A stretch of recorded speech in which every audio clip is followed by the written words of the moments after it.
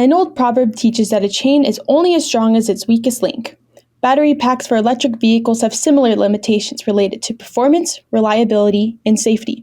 The sled, no, not that type of sled, consists of an array of battery modules, each containing multiple batteries in series and parallel. The battery management system must carefully monitor and control each module and battery during charging and discharging to maximize performance, safety, and lifetime. Stick around to learn more about BMS technology and components. Welcome to Tech Chat, sponsored by Mouse Electronics, where we chat with engineering experts about the latest technical innovations that are shaping and reshaping our world. Today we welcome Jake Michaels, Technical Marketing Engineer at Pulse Electronics, a Yageo Group company. Welcome to Tech Chat, Jake. Thanks for having me on. Excited to be here. Excellent. So, Jake, what are you going to be talking to us about on today's Tech Chat? So today we're going to talk about battery management systems and how Yageo Group supports the passive components into a battery management system. Well, I'm excited to learn about it, so let's get started.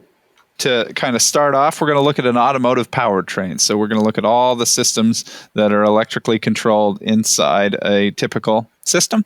In our case, we see up to 800-volt batteries, an onboard charger, there's an inverter, converter, there's a bidirectional DC to DC charger, and all of this is in communication with the 12-volt ECU system so that we can see all of this data onto our screens inside the vehicle. So all that is done through here, but we're going to kind of cut down and focus just on that battery management system part of the circuit, which would, from the Pulse side of our organization at Yageo Group, that includes the power inductors, the common mode chokes, the Ethernet transformers, and the isolation transformers, as well as some antenna products and a few others. Thanks for that overview. Now, could you get into some detail about the battery management systems in EVs, what they consist of, and why they're important in EVs? Absolutely. So to focus on battery management, there are large battery packs that are in these vehicles. They're made up of thousands of individual cells linked in series. These cells are arranged in a module and then a module into a pack, and which is commonly referred to as a sled. And those are rated in kilowatt hours converted to the range. So if you have a 23 kilowatt hour 5-module system, which consists of 86 cells or 430 cells at 320 volts per meter, that's about 120 kilometers you're going to be able to get out of that pack. If you were with an 85 kilowatt hour 16 module system, you would be able to travel 350 kilometers. So the sled really determines the range of these vehicles, and its job is to store DC voltage and current that's converted into AC to drive the motor through that inverter converter. And then these battery packs are linked in series. They all need monitoring and controlling. So that's really where our battery management system comes into play, is the charging and discharging of these battery packs, because you can't just let them charge unbridled. That can be hurtful to a cell, and if you let them discharge the same way, that also can be detrimental. That's fascinating. So, Jake, you've explained why BMS circuitry is so important in EVs. Could you give us some insights into what are some of the main modules in a battery management system and what roles they perform in a BMS? Absolutely. So a battery management system is broken into basically two parts. There is a cell monitoring controller, which monitors the real-time cell voltage and temperature. It also acts actively and passively to cell balance. As things are charging and discharging, it's trying to make sure that all of the cells are charging and discharging at the same rate, and that no cell ever reaches 100% and no cell ever reaches 0%. We never exceed those limits in order to preserve the life of that cell. The other hand of this system is the battery monitoring controller, which collects all of this data from all of this monitoring that's been going on and communicates that with the vehicles in the central network. It displays your battery health, your charge status, and the temperature to the user on your end. Excellent. So now that we have a good understanding of EV BMS and how it's in its key modules, could you talk about how these BMS components are implemented and connected in EV? In other words, how the different subsystems communicate with each other? How do they link to each other? Absolutely. So each one of these battery packs acts as a slave in a master-slave configuration communication-wise.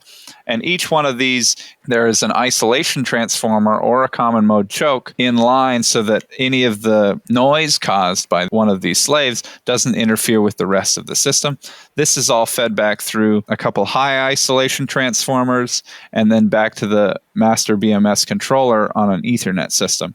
They all communicate on one serial communication bus, and we try to daisy chain them together so that we can create the shortest path and the least cost. And then that security protocol is done through SPI or SafeTI or however the data is transmitted across the bus. This bus needs to be isolated in order to stay independent, because there's a high potential difference from the battery packs to the chassis. And so this is somewhat of a dangerous setup if not isolated properly. So the transformers are chosen for coupling circuits over the capacitors because they have a high working voltage and a large creepage clearance distances needed to fulfill the safety and industry standards. And so on top of being ACQ 200 qualified, these are all PPAP and ISO 16949 certified. So it's a balance between cost and safety because we are dealing with a lot of power in these battery packs, but we also want it to be roadworthy as well as safe for the end user. That's really interesting. So now let's talk about products. So let's talk about the Pulse Electronics products that engineers can actually use to design their battery management systems. Absolutely. So from the Pulse branch of Yageo Group, they offer a wide range of products specifically for battery management systems. So their power inductors and their SMP transformers are used in the DC to DC inverters and converters and the onboard chargers, as well as the wall mount units. They have high isolation, high voltage BMS transformers, which we talked about earlier. Ethernet and PLC transformers, EMC common mode chokes for CAN and SPI. And then, of course, if any of these systems needed to be communicating wirelessly, there's wireless products specifically designed for BMS communication in a vehicle. So all of those antenna products that are associated with legacy Pulse.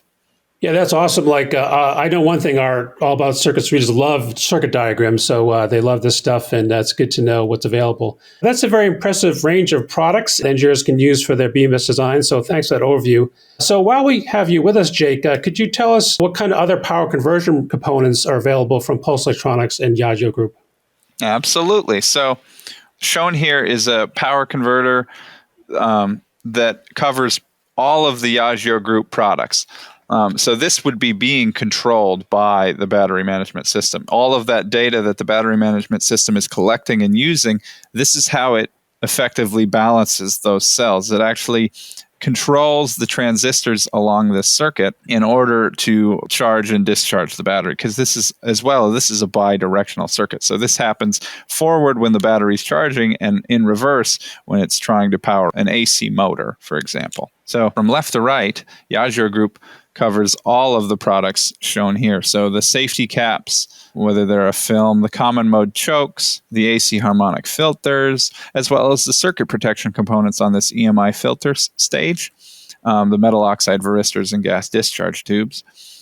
If you move into the power factor correction stage, there's PFC inductors specifically tailored from the Pulse side of our business, current sensors that are detecting the current on all of the different lines, power resistors that are working with the DC link capacitors, so which are either an aluminum electrolytic, a film, or a ceramic.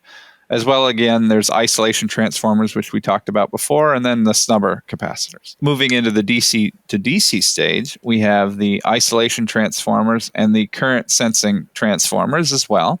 Snubbers, the resonant capacitors, which are denoted as CR, and of course the power transformer in the center there of that DC to DC stage.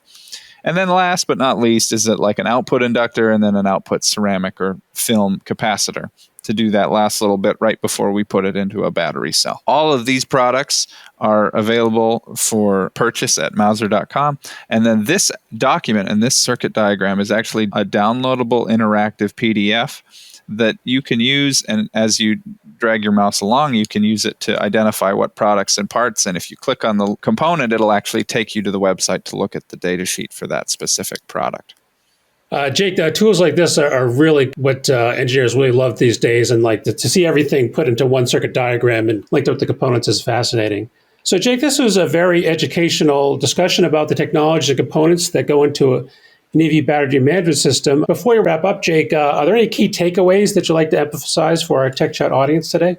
The one key takeaway I do kind of want to talk about. So Yageo Group offers about 90% of all the passive technologies that you can see in electrical engineering. And so we are just want to express how much of a one-stop shop we are because of this. And especially in the automotive space, a lot of our parts are AEC Q200 qualified. And so we want engineers to know that we support them in all of their endeavors. And that, again, we are a one-stop shop to your passive needs. As we wrap up today's Tech Chat, we want to thank our sponsor, Mouse Electronics. If you're looking to purchase any of these great post electronics products or other electronics components and supplies, I would encourage you to head over to Mouser.com and also thank them for supporting educational presentations like this. And please join us next time on Tech Chat, where we chat with leading technical experts like Jake Michaels from innovators like Post Electronics who are changing our world every day.